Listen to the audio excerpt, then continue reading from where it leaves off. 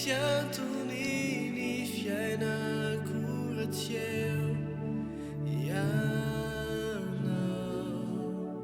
Jesosy milano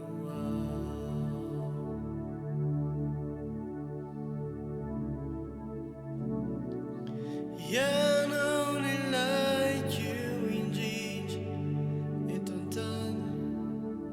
tsy sao ianao feno ianao tompony foko sy fanahy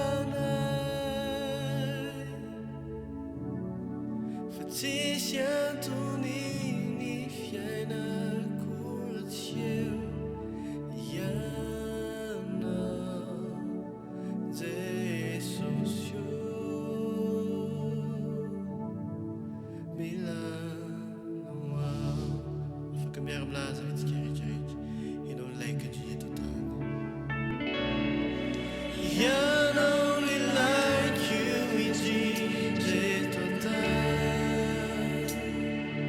tsy sao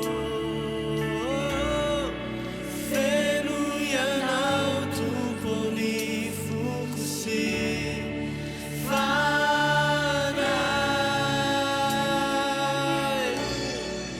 tsisy antony ny fiainako ratseo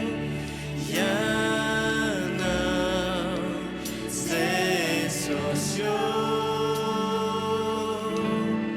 milano afaka miara-milaza vitsika rehetra ianao ny laiky eto an-tany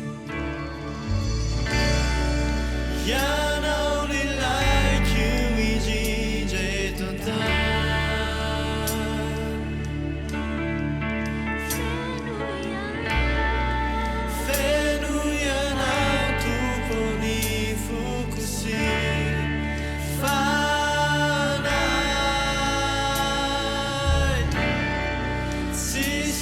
to me.